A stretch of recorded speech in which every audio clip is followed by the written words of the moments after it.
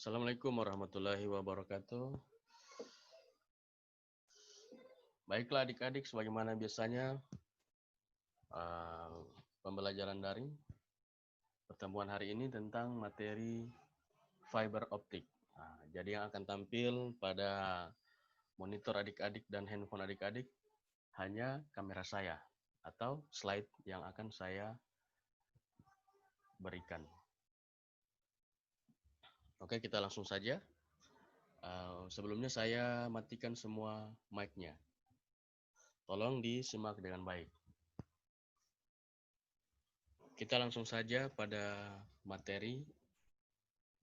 Fiber optik adalah suatu jenis kabel yang terbuat dari kaca atau plastik yang sangat halus dan digunakan sebagai media transmisi karena dapat mentransmisikan sinyal cahaya dari suatu lokasi ke lokasi lainnya dengan kecepatan tinggi. Fiber optik terdiri dari beberapa jenis kabel. Di antaranya yang pertama, kabel fiber optik single mode. Jenis kabel fiber optik ini memiliki inti ukuran kecil dengan diameter sekitar 9 mikrometer yang digunakan untuk mentransmisikan cahaya dari sinar inframerah dengan panjang gelombang 1300 sampai dengan 1550 nanometer.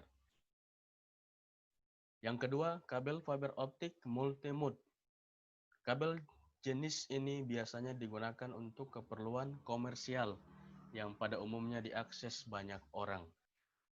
Fiber optik ini mengirimkan sinar inframerah yang memiliki panjang 850 sampai dengan 1300 nanometer. Kita masuk ke slide berikutnya mengenai komponen atau struktur fiber optik. Struktur kabel fiber optik. Pertama, core inti. Merupakan serat kaca yang tipis menjadi media cahaya. Yang kedua, bagian cladding. Merupakan lapisan luar melindungi inti dan memantulkan kembali cahaya yang terpancar. Kemudian, cutting adalah pelindung mekanis yang menjaga serat optik dari kerusakan yang dapat terjadi karena lengkungan kabel atau gangguan luar. Yang terakhir, keempat, string member dan outer jacket. Pelindung yang menjaga kabel dari gangguan luar yang bisa menyebabkan kerusakan pada bagian core. Dalam penggunaan serat optik ini, terdapat beberapa keuntungan atau kelebihan, antara lain, yang pertama, memiliki kecepatan transmisi yang tinggi dengan kapasitas mencapai 1 giga per detik. Yang kedua, dapat mentransmisikan data dengan jarak yang cukup jauh tanpa adanya bantuan penguat sinyal. Yang ketiga, bahannya terbuat dari kaca dan plastik sehingga tahan terhadap karat. Yang keempat, ukuran kabel sangat kecil dan fleksibel. Yang kelima, kabel ini memanfaatkan gelombang cahaya sehingga tidak terganggu oleh adanya gelombang elektromagnetik seperti gelombang radio.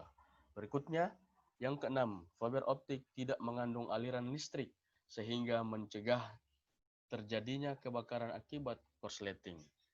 Yang terakhir, yang ketujuh, memiliki keamanan tinggi karena minim distorsi.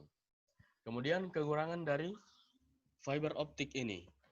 Yang pertama, biaya instalasi dan perawatan cenderung lebih mahal daripada jenis kabel lainnya. Yang kedua, membutuhkan sumber cahaya yang kuat. Yang ketiga, kabel harus dipasang dengan jalur berbelok untuk memaksimalkan kecepatan dan kelancaran transmisi cahaya. Berikut akan saya jelaskan prinsip kerja fiber optik.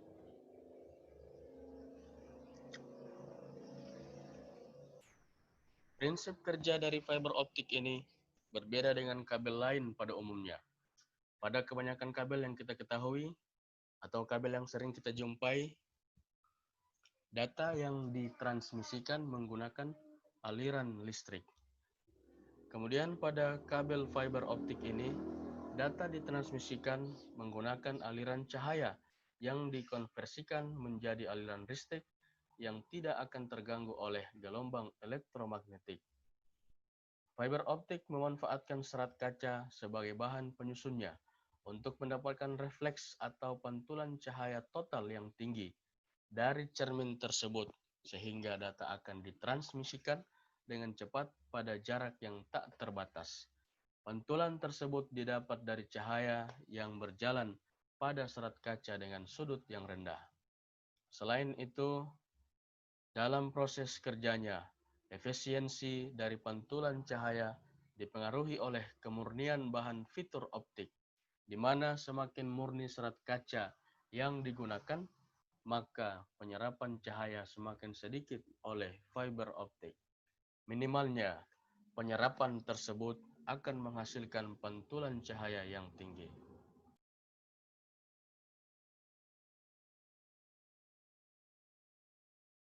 Demikian materi tentang fiber optik. Berikutnya untuk sesi pertanyaan dan penugasan.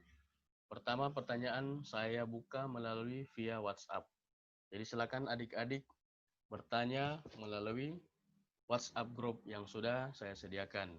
Kemudian silakan diselesaikan tugas yang ada di Google Classroom. Materi sudah saya bagikan di Google Classroom, disertai beberapa link referensi untuk menyelesaikan tugas. Sekian pertemuan kita kali ini. Semoga bermanfaat materi yang saya sampaikan pada kesempatan kali ini. Terima kasih. Billahi taufik wal hidayah. Assalamualaikum warahmatullahi wabarakatuh. Waalaikumsalam.